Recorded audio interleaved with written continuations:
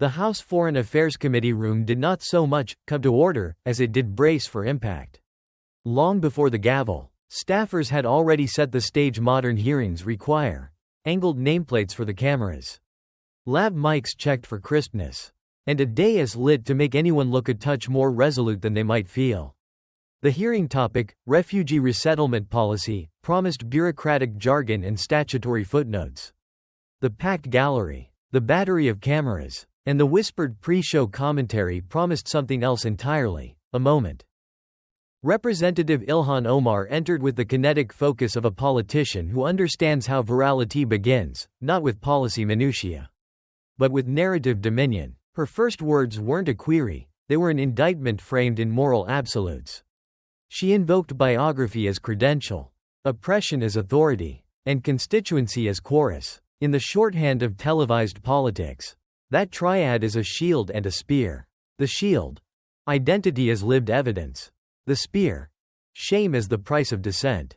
When she fixed her gaze not on the chair but on the witness table, on Senator John Kennedy of Louisiana, the rhetorical direction became clear. This wasn't oversight, this was theater. Kennedy, for his part, supplied the counter-aesthetic, a charcoal suit that read, unshowy. Papers gathered by a fatigued rubber band. Wire rims perched precariously. Every cue signaling that folksy competence Washington tends to underestimate until it doesn't. He did not interrupt. He let Omar's cadence build and crest. Let the call and response in the gallery swell. If she assembled a moral frame, you represent everything wrong with America's exclusionary past. He assembled temporal control, the slow turning of a yellow legal pad. The unhurried note, the small, almost imperceptible lift at the corner of the mouth that communicates a message modern hearings reward. I will choose the moment. Audiences, on the Hill, on cable, on phones, often don't remember the pretext of a confrontation. They remember the staging. In that respect, both principals understood the medium. Omar's frame is activist trial. The witness is cast as defendant. The chamber as jury. The public as judge. Kennedy's frame is appellate.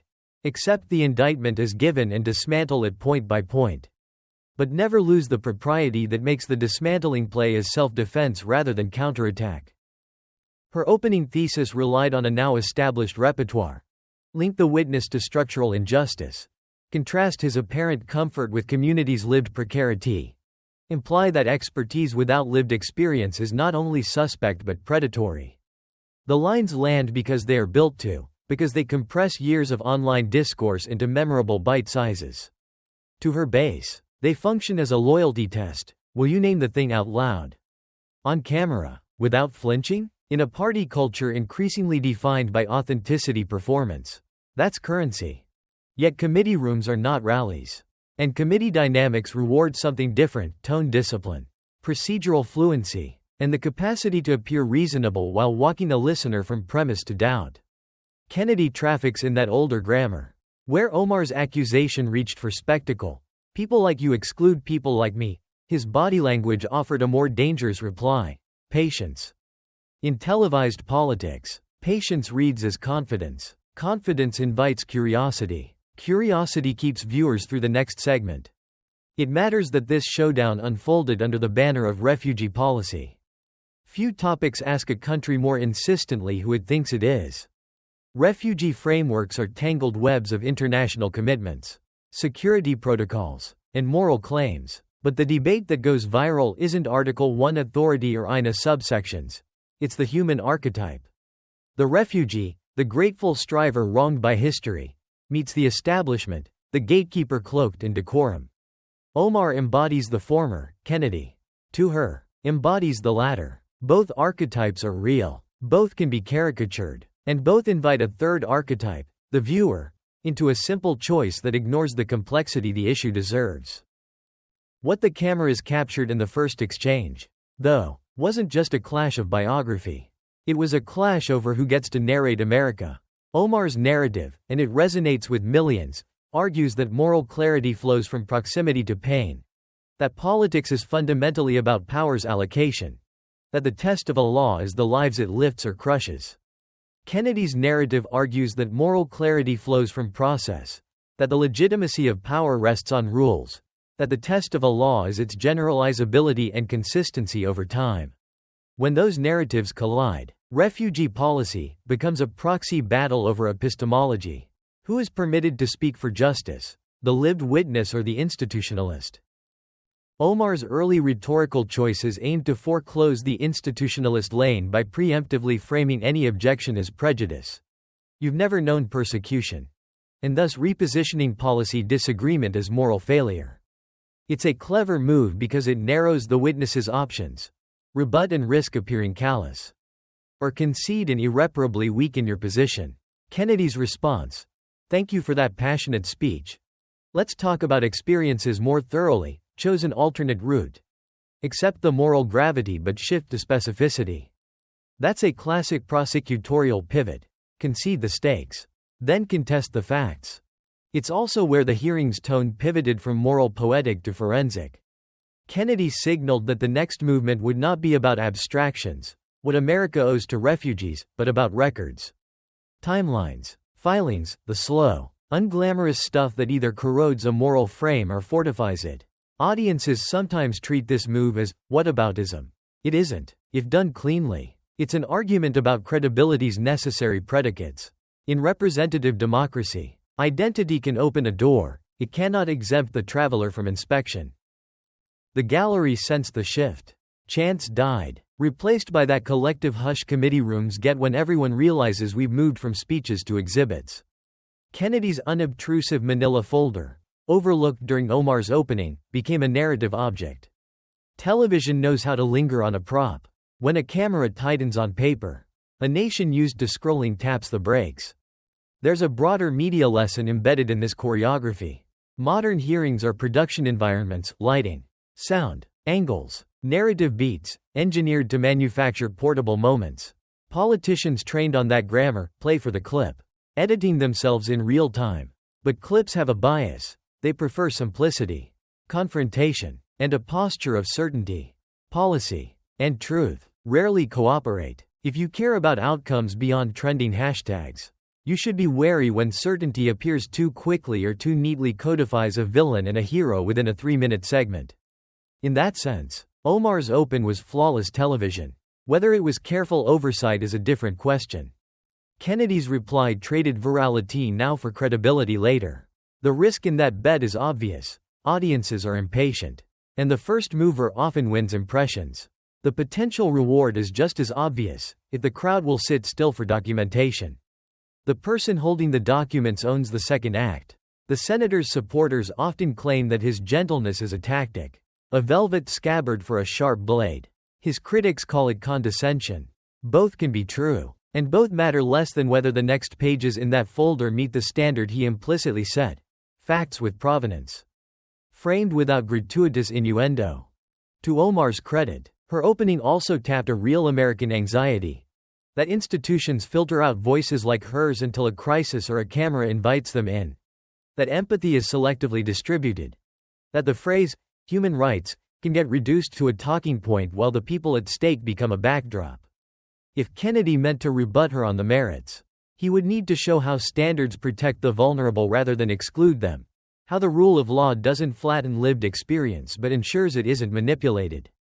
That's a high bar, and hearings tend to reward the easiest version of that argument, not the best one. Still, there was a subtle tell in Omar's performance that seasoned staffers clocked. The escalation from policy to personal in the very first volley. The move, "You represent everything wrong with America," is galvanizing. But it also forfeits a certain kind of persuasive territory. Voters who haven't decided, or who distrust politics as spectacle, often recoil from personal indictment. They don't need their representatives to like each other. They do need them to sound like they're doing work. Omar's attack sounded like a moral verdict. Kennedy's posture suggested a pending audit. In an era where voters say they're exhausted by the show, the audit can land. There's a final, uncomfortable point the opening crystallized. We have built a politics that incentivizes moral maximalism and then asks institutions to adjudicate it.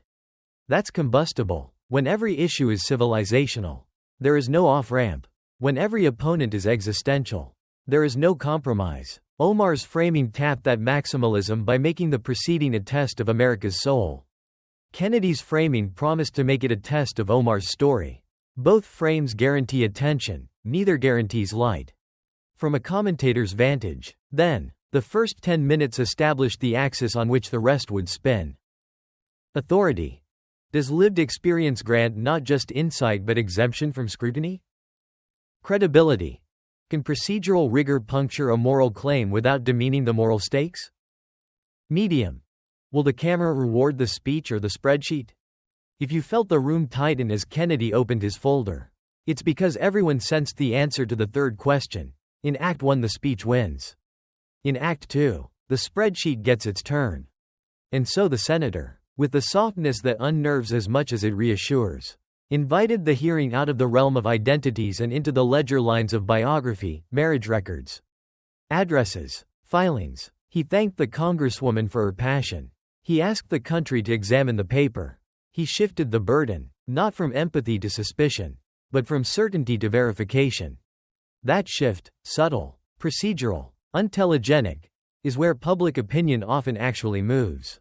The opening clash made many viewers choose sides. The documents, if they hold, will make some change theirs. In a politics addicted to the dopamine spike of the first blow. That is the quiet, unromantic promise of the second. If Part 1 established the moral battlefield, Part 2 is where the weapons changed shape. The moment Senator Kennedy opened the manila folder, the hearing's energy transformed. No more applause lines, no more moral declarations ringing against marble walls. This became a document hearing. The most dangerous kind, because unlike rhetoric, documents don't care who is speaking. They don't blink, they don't respond to applause, and they don't retreat when the room turns hostile. Omar's performance had relied on a carefully engineered assumption that the room would remain symbolic.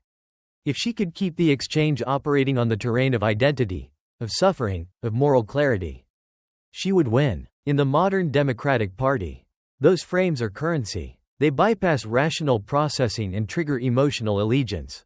They turn disagreement into moral offense. But Kennedy had not come to duel in metaphor. He had come to build a narrative of pattern and proof. The first allegation he introduced, marriage irregularities and questions of immigration fraud, was not new. Conservative journalists and independent researchers had pursued the story for years. Mainstream media, uncomfortable with the optics and the political implications, had largely stepped around it. Even when official documents surfaced, shared addresses, matching parental names, tax corrections, most major outlets buried the reporting under conspiracy theory headlines and fact checks that declared the claims unverified, while carefully avoiding the word false. Kennedy's first strategic victory was simply dragging into public view what many journalists privately knew but refused to amplify. Omar's reaction revealed more than she intended. Politicians who know allegations are baseless often welcome scrutiny. They say, publish it, investigate it, release everything. Omar did not. Her face tightened, her tone shifted, her composure cracked. She called the accusation racist and Islamophobic, a familiar defense structure in modern politics.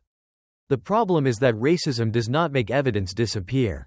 Identity cannot invalidate documentation, and moral authority does not function as legal immunity.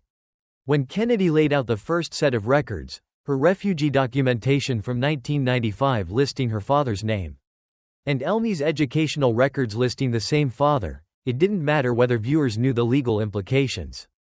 What mattered is that the public could see a visual contradiction, the narrative of persecution and integrity versus evidence that suggested deception and advantage taking. Immigrants spend years navigating the labyrinth of U.S. immigration law. They fill out every form, attend every interview, follow every rule. Anything that looks like cheating hits Americans the same way tax evasion does, as a violation of fairness. And fairness, in American politics, is a lethal metric. Omar's defenders tried to interject, shouting, Islamophobia, and lies, but Kennedy never raised his voice.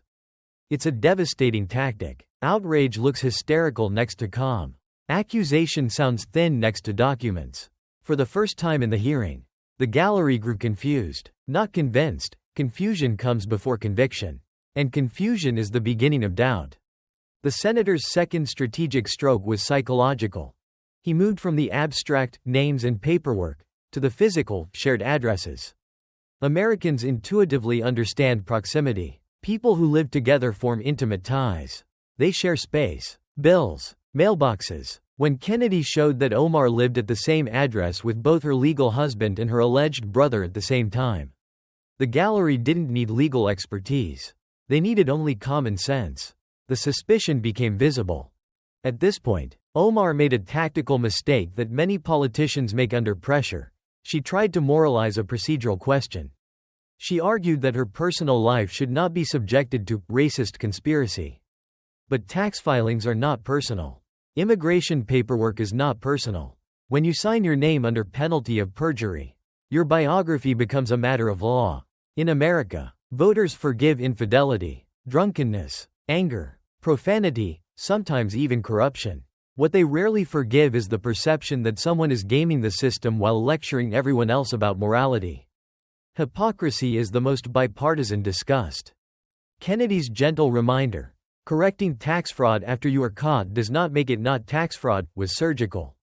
Viewers do not need legal degrees to grasp that logic. Every working citizen knows that if they lie on tax forms and get caught, the IRS will not accept a heartfelt apology. The senator's insistence on DNA testing was also brilliant. A DNA test is culturally understood as the ultimate arbiter of truth. Innocent people demand DNA tests. Guilty people avoid them, by pointing out that Omar refused DNA testing multiple times. Kennedy fulfilled a key litigation principle. The refusal to exonerate oneself is itself a form of evidence. But the hearing did something far more damaging than exposing paperwork irregularities. It punctured her identity armor.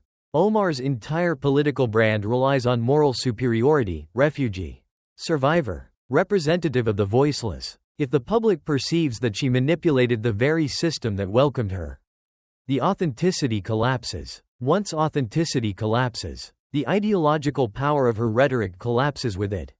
Still, what made this hearing explosive wasn't just the evidence Kennedy presented. It was the audience, not the supporters in hijabs, not the reporters, the other Democrats on the dais. When Kennedy laid out the documents, cameras caught a devastating detail. Several Democratic lawmakers whispering urgently to aides. One removing her "I stand with Ilhan" pin. It was subtle, but symbolic theater often works precisely through subtlety. No one needs to announce abandonment. Viewers recognize it in body language. And that's when the hearing took an even darker turn. Immigration records gave way to tax filings. Tax filings gave way to sworn affidavits. Affidavits gave way to emails.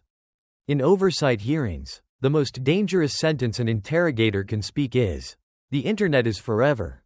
Screenshots, deleted posts, digital footprints, they have dethroned more politicians than elections have. When Kennedy produced the alleged email in which Elmi called Omar sister, and Omar allegedly urged him to delete the thread, the internet entered the room. Paper can be forged, witnesses can lie, but emails with timestamps on federal servers? He wasn't presenting rumor, he was presenting traceable evidence. And here lies the central, devastating dynamic. If even 60% of Kennedy's evidence holds up under independent scrutiny, Omar's political career becomes radioactive. If 80% holds, it's not a scandal, it's a criminal profile. And if 100% holds, the only question left is prison or plea deal. That's the pivot point of this entire moment. Identity politics can deflect criticism. It cannot erase forensic evidence. It cannot override federal law. It will not survive felony charges. Kennedy did not need to convince Fox News viewers. He needed to make moderate Democrats uncomfortable. He needed to give independent voters permission to reassess. He needed to make the press room hesitate before typing another, right-wing conspiracy, headline. His calm was not politeness. It was strategy. Because here is the real tectonic danger for Omar and her allies. If Democrats conclude that defending her costs them political capital, they will abandon her instantly. The progressive wing of the party is loud, but it is not the majority. A party that fears losing moderate suburbs will sacrifice a member if the alternative is bleeding independence. Her brand is built on being untouchable. Kennedy's folder was a crowbar. When he ended that first sequence with the line, "We are just getting started," The hearing crossed a threshold. This was no longer a moral confrontation. It was a methodical dismantling by document. And it was only part 1. If part 2 cracked the armor, part 3 hit the financial artery. In American politics, moral scandals are survivable. Even personal scandals are survivable. But when a scandal involves money, particularly donor money, especially misused donor money, the tone of the room changes. Supporters may excuse ideology. They rarely excuse theft. Kennedy shifted from marriage and immigration to campaign finance, arguably the most dangerous battlefield for any elected official. Because campaign finance violations don't require opinion. They don't require witnesses. They require only receipts, filings, and arithmetic. And Kennedy had all 3. He opened a new folder labeled, Minette, E Street Group. The moment he said the words, Omar's attorneys straightened in their chairs. Her body language changed again, this time, from defensive indignation to actual fear. The reason was simple. Unlike immigration paperwork that can be framed as cultural misunderstanding, campaign finance law is black and white. The paper trail either exists or it doesn't. And in this case, the trail wasn't just a trail, it was a superhighway. Kennedy began with the number that viewers could immediately understand. $370. That was how much Omar's campaign paid to her alleged romantic partner's consulting company over roughly a year. Viewers don't need to know campaign regulations to grasp the problem. A congresswoman paid her lover's company hundreds of thousands of dollars, with donor funds. It looks like a scheme. It feels like a scheme. And in modern politics, perception is often as lethal as proof. But Kennedy didn't stop at the number. He brought receipts, not figurative. Literal receipts. Romantic dinners in France, spa hotels, airline tickets, luxury rooms in cities with no campaign events scheduled. Every time he held up a receipt and the words, Omar for Congress, appeared at the top, you could feel the air leave the room. The brilliance of the presentation wasn't the evidence alone, it was the simplicity. Americans have fought with credit card companies. Americans know what a receipt looks like. They know what campaign funds are for. And they know what they aren't for. At first, Omar tried the defense politicians reach for instinctively. These were legitimate campaign expenses. But you can't explain away a couple's spa retreat as political outreach. You can't call a romantic dinner in Nice policy research. Kennedy eliminated the ambiguity by playing the recording of Minette telling his wife, "Stop calling me about money. Ilhan's campaign is paying for everything now." That moment was devastating not because it was dramatic, but because it was ordinary. It was a regular man texting his wife. It sounded real. It sounded human. It sounded like truth. The audience understood instantly. Someone who believes their affair is funded by campaign money is not operating in the realm of professional consulting. They are operating in the realm of misconduct. From there, Kennedy escalated. Viewers expect corruption to stop after exposure. But according to the records he presented, the payments increased after Omar publicly married Minette. That single fact is politically radioactive. It means she did not slow down out of caution, she sped up out of confidence. It implies entitlement, not error. Then came the regulatory hammer. Minnesota's Campaign Finance Board rulings, fines, and orders to repay money. Omar tried to dismiss them as administrative mistakes. Kennedy reframed them as admissions of guilt. Because you don't pay back money you're entitled to. And then the sentence that shifted the room from scandal to crime. You used $6 in campaign funds to pay your divorce attorney. If voters can understand anything, they understand divorce, and they know you don't bill it to your donors. That moment didn't just make Omar look corrupt, it made her look selfish. In American politics, that's more damaging than ideology. But the hearing went even darker. Because Kennedy had something almost no one expected, a victim. He called out a name from the gallery, Naeem Modi. A real investor. A real human being claiming he had been financially deceived by Omar and Minette. When Modi stood and spoke, trembling, emotional, it didn't sound like partisan politics. It sounded like betrayal. He described losing his children's college fund. He described being shown fake documents. He described being persuaded because of Omar's political power. For the first time in the hearing, the scandal had a face. Omar's defense collapsed in that moment. Because Americans differentiate between corruption and theft. Corruption disappoints people. Theft enrages them. Kennedy didn't need to dramatize. He just told the room. You profited from your husband's fraud. That makes you an accessory after the fact. Then came the fatal strike. The FBI was investigating. Not rumors. Not allegations. A federal investigation. And suddenly, this wasn't performance theater. This was an indictment preview. Omar tried the only move she had left. This is politically motivated. But the weakness of that defense was exposed instantly when Kennedy answered. Fraud isn't a cultural practice. Crime doesn't become legal because a woman of color commits it. That line will be quoted in newspapers, campaign ads, political science textbooks. It cut through identity defenses and brought the room back to the core principle, law. By the time Kennedy finished part 3, Omar's supporters weren't shouting anymore, they were leaving. Democrats were abandoning the battlefield. The gallery was turning into a slow-moving evacuation. For the first time since entering Congress, Ilhan Omar looked alone. And Kennedy wasn't finished. After dismantling Omar's financial credibility, Kennedy turned to something even more unstable, her ideological record. Campaign violations are technical, immigration violations are legal. But anti-Semitism is radioactive. Kennedy began not with commentary, but with Omar's own words. It's all about the Benjamins. Baby. Millions of Americans remember that tweet. But Kennedy didn't stop at the public apology. He produced a deleted earlier tweet accusing AIPAC of buying politicians like groceries. That phrasing matters. It shows intent, not accident.